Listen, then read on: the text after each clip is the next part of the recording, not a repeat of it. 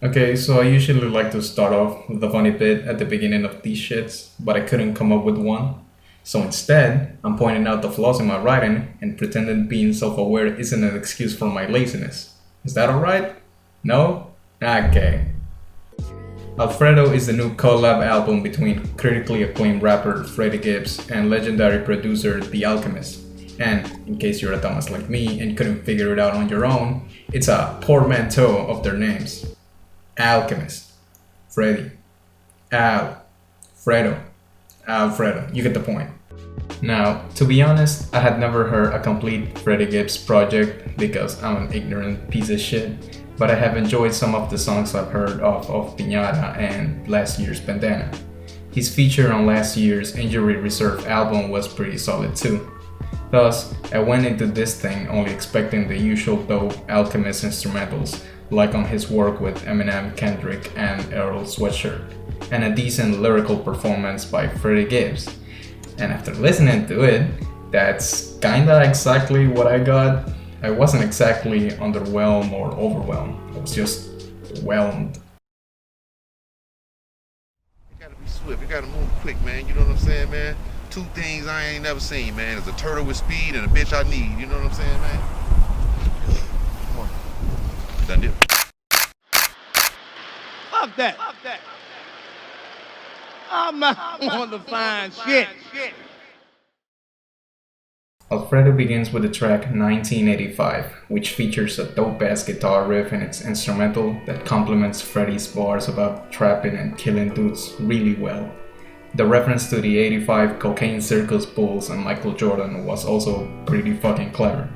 The rest of the project features similar instrumentals with some crackling effects and nostalgic feeling samples that give me vibes reminiscent of gangster flicks like The Godfather and Goodfellas. These choices go really well with the album themes of the street life and cocaine dealing, and are even referenced in the cover, which borrows from the puppet strings present in the Godfather logo, in which the fettuccine Alfredo dish symbolizes how Freddie and Alchemist put the sauce in the rap game. The production of the album is particularly strong within the sample choices. While most producers use samples as a background loop and call it a day, Alchemist heavily involves the sample in the song structure. An example of this would be the track Babies and Fools, where Freddie and Conway the Machine rap about giving their all to their families and the streets. Each verse ends on them stating this idea, with the finishing the line. It feels like a back and forth between all the artists involved, and I think that's pretty cool.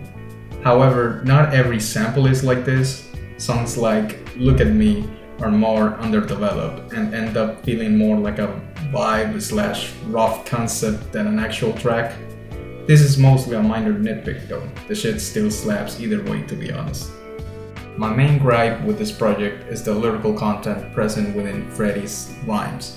While I don't necessarily mind trapping as a thematic choice for the lyrics, it has always been pretty popular for a reason. I at least expect an original way to brag about it or a more complex message about it, sorta like Pusha T. Gibbs, however, tends to not do these things. The most obnoxious offender of this trend has gotta be the track Frank Lucas, featuring Benny the Butcher. While the dark and grimy beat present in it feels very distinct from the more chill ones scattered throughout the project, both artists' bars feel very samey and boring. Even their flow seems lethargic, dragging on and on with not much to say, which contributes to the track's overall lack of energy. This is very frustrating, considering that the ending song of the project, All Glass, deals with many of the same dark themes present in Frank Lucas, but in a more energetic way, with more vivid descriptions present in the lyrics and intensely haunting vocals in the instrumental. My criticisms of his pen game isn't to say that everything that comes out of the man's mouth is boring. Far from it. Some tracks like the beautifully titled Baby Shit feature such hilarious references as fucking Doja Cat from behind and the line Get the white and I beat it up like a Mike, Jumper broke man and it can be like Mike are very clever, referencing Mike Tyson, Michael Jordan and Michael Jackson all in the same rhyme. However, these moments are very scarcely spread between mostly generic braggadocious rap filler. Even now and then you get some real doozies, like critics trying to judge music, tell the pussy suck a baby dick, which, how about, just no. No, just no. Still, there are some real lyrically dense and complex tracks on this shit. An example of these would be Something to Rap About, in which Freddie's rhymes detail how he thinks that God has led him towards this life of cocaine dealing in order to fuel his rap career, both literally in cash and metaphorically in topics to rap about. This pretty fucking dark idea is spectacularly contrasted by the chill and nostalgic instrumental, which is more tonally consistent with the Tyler the Creator feature. On his verse, Tyler explains how he switched up his image along with his discography in order to secure the bag and ensure he remains in the rap game. Lines like, "I used to be a goblin under them bridges, but now I'm a businessman," and "Yeah, you is bringing up the old me, I'm trying to live to 93 and see the old me," are clear standouts of the whole album. In a similar way, the song Skinny Suge portrays a more significant message from the standard coke rap, showcasing a more paranoid and guilt-ridden side of Gibbs that isn't explored on any of the other tracks on the project. On here, Freddie compares himself to the demonized figure of Suge Knight, suggesting that he feels that due to the shit he has done, he's just as bad as Suge. The smooth melodies present in the instrumental only help in adding to the entertainment value present in the track. If I had to pick this album's best quality, it would probably be how cohesive it all feels.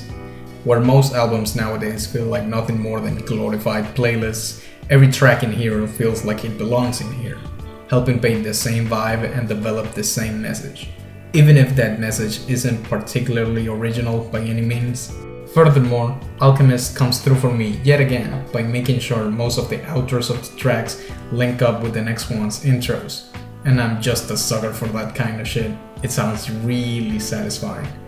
Even in the lyrical department, the outro present in God is Perfect sample Gil Scott-Heron's The Revolution Will Not Be Televised, which is heavily interpolated in Freddie's bars from the next track, Scotty Beam.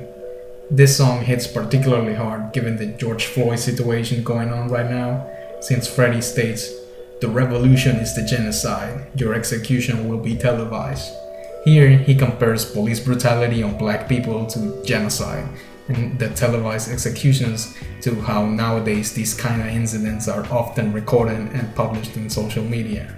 The Rick Ross feature similarly has bleak ideas, such as how the death of Kobe Bryant causes him to worry about his own mortality, wondering if he'll see Gigi Bryant soon. However, even these more conscious bars are mixed in with the traditional cocaine rhymes, so the whole experience is a pretty mixed bag.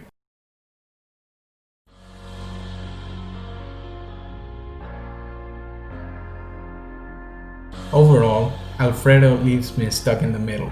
On the one hand, the stellar production by Alcehmist does a fantastic job in helping portray the themes Gibbs raps about.